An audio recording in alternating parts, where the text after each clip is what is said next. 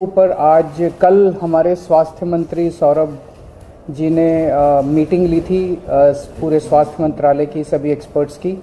आज मैंने उसके ऊपर मीटिंग ली। पूरे देश भर का अगर हम देखें तो सेंट्रल गवर्नमेंट ने लगभग 2 हफ्ते पहले 6 स्टेट्स आइडेंटिफाई किए थे जिसमें कोरोना ज़्यादा बढ़ रहा है। वो थे गुजरात, महाराष्ट्र, केरला, कर्नाटका, तमिलनाडु और तेलंगाना। उसमें दिल्ली नहीं था। तो उन 6 स्टेट्स में कोरोना ज़्यादा बढ़ रहा है, उनको स्पेशल हिदायतें दी गई थी, भाई आप थोड़ा सा ध्यान रखिए। लेकिन हमने अपनी तरफ से, क्योंकि दिल्ली में अगर हम देखें तो 15 मार्च को लगभग 42 केस थे जो डेली केसेस आते हैं, ये बढ़ के 15 दिन के अंदर 30 मार्च को 295 केस हो गए। तो ये सडन जंप जो है, ये थोड़ा सा पहले ही हमने इसको समझने की कोशिश की है कि ये क्यों बढ़ रहा है। तो 30 मार्च को कल की डेट में 295 केस थे। एक्टिव केसेस अभी तक के हो गए हैं 932 और टोटल टेस्ट्स जो हमने कल किए थे वो थे 2363। वैसे अभी कोई चिंता की बात नहीं है, 295 केस है, लेकिन हम समय रहते जो भी स्टेप्स उठाने की ज़रूरत है वो उठा रहे हैं। अभी तक टोटल 3 डेथ्स हुई हैं, उनमें 2 डेथ्स परसों हुई थी और 1 डेथ और 4-5 दिन पहले हुई थी। ये तीनों डेथ्स वो हैं जिसमें साइड डिजीज़ कोमॉर्बिडिटी जो है वो बहुत सीवियर थी तीनों केसेस में। तो ऐसा अनुमान है कि डेथ कोमॉर्बिडिटी की वजह से हुई है और शायद कोरोना इंसिडेंटल था, पर ये कहा नहीं जा सकता। तो उन जैसे एक केस है जिसमें किडनी का ट्रांसप्लांट हुआ था, वो 2-3 महीने से हॉस्पिटल में एडमिट था और उसकी डेथ हो गई। तो ये कहना कि वो कोरोना से डेथ हो गई, ये थोड़ा शायद गलत होगा, लेकिन ये फैक्ट है कि 3 केसेस ऐसी डेथ हुई है जिनको कोरोना था। इन 3 में से 2 दिल्ली के बाहर के रहने वाले थे। अभी इस वक्त जितने भी हमारे केसेस पॉजिटिव आते हैं, 100% केसेस की हम जीनोम सीक्वेंसिंग करा रहे हैं। उसका हमारा मकसद ये है कि अगर कोई भी नया वेरिएंट अगर निकल के आए तो हमारे को पहले से पता चल जाए कि कहीं कोई चिंता का विषय तो नहीं है। तो 100% केसेस की जीनोम सीक्वेंसिंग करा रहे हैं।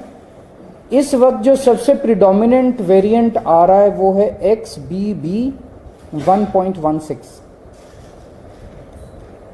लगभग 48% केसेस में ये वाला वेरिएंट है और जो बाकी भी हैं उनमें भी इसी वेरिएंट के कुछ सब वेरिएंट्स हैं। इस वेरिएंट की 3 क्वालिटीज़ हैं।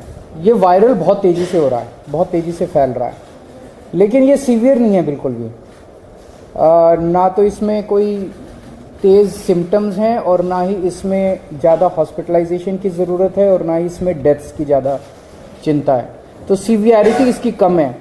लेकिन इवेजन टू इम्यूनाइजेशन है कि अगर आपने वैक्सीन भी लगवा रखा है तो ये उसकी परवाह नहीं करता, ये उसके बावजूद भी ये इन्वेड कर जाता है।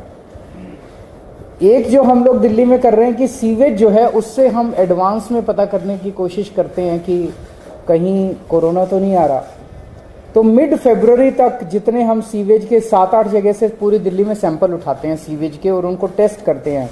पहले अगर कोरोना आता है तो पहले सीवेज में कोरोना डिटेक्ट होना चालू हो जाता है। मिड फरवरी तक 0 कंप्लीटली पूरे दिल्ली में नेगेटिव था।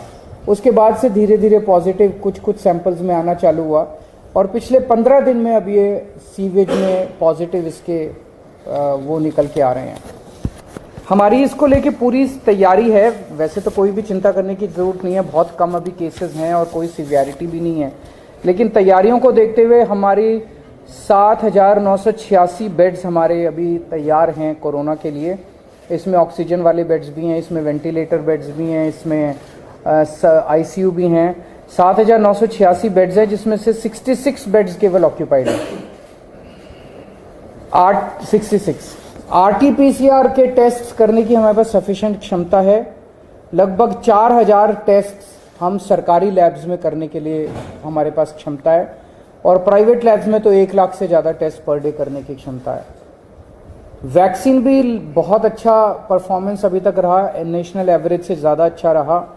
18+ की कैटेगरी में तो लगभग सबको वैक्सीन लग चुकी है, और 18 से निचली उसमें आए तो फर्स्ट डोज सबको लग चुकी है, सेकेंड डोज भी 85% के लगभग लोगों को लग चुकी है। हमारे पास सफिशिएंट एम्बुलेंस है, सफिशिएंट ऑक्सीजन अवेलेबल है, सफिशिएंट ऑक्सीजन स्टोरेज की कैपेसिटी है।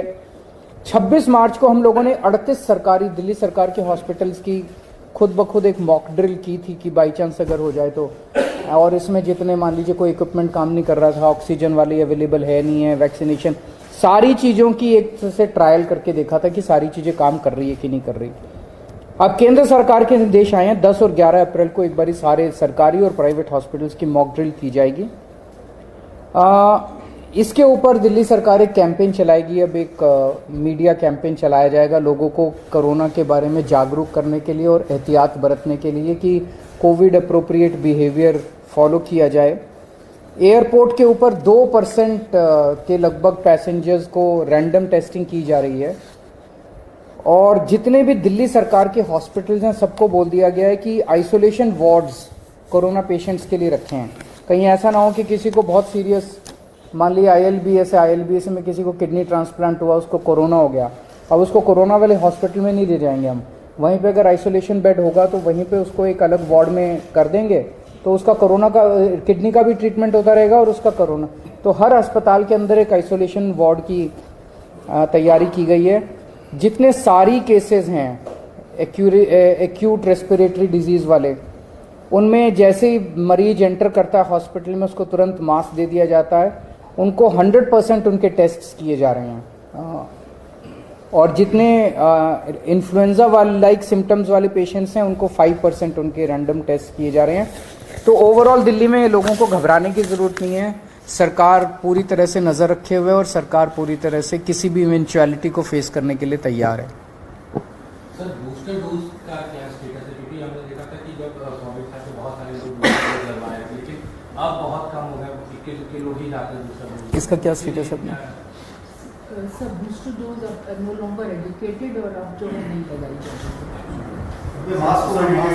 अभी मास्क की ज़रूरत, हम जितने भी जिनको भी सारी पेशेंट्स हैं जो कि इन्फ्लुएंजा लाइक सिम्टम्स हैं, इस तरह की सांस की बीमारियां, उनको हम सबको वो कहेंगे कि आप मास्क लगा के रखिए, लेकिन अभी केंद्र सरकार की तरफ से कोई गाइडलाइन नहीं है, और जैसे जैसे केंद्र सरकार गाइड करेगी हम उस पर स्टेप्स लेंगे। स्कूलों का सेशन शुरू होने वाला है, क्या स्कूल बच्चों के लिए एहतियात की जरूरत?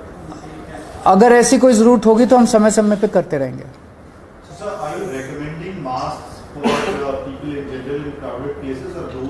We are recommending masks to those who have respiratory disease like SARI, ILI, etc. Sir अक्सर ये देखा जाता है केस बढ़ते थे, हम रैंडम टेस्ट करा देते थे, खासतौर पर एयरपोर्ट और बस अड्डों पर। एयरपोर्ट पे 2% कर दी है, 2% सर उसको बढ़ाया जाएगा? ज़रूरत पड़ेगी तो बढ़ाएंगे, बिकॉज ये सारी चीज़ें जो भी हम कर रहे हैं, देखिए सबसे ज़्यादा एक्सपर्टीज केंद्र सरकार के पास है, and we look up to the central government for giving guidelines from time to time. जैसे जैसे केंद्र सरकार हमें गाइड करेगी हम उसको पूरी तरह से फॉलो करेंगे। उसको आपको याद होगा कि डिजास्टर मैनेजमेंट से अलग कर दिया गया था कोविड को, so now this is not being monitored by DDMA और एनडीएमए। Thank you.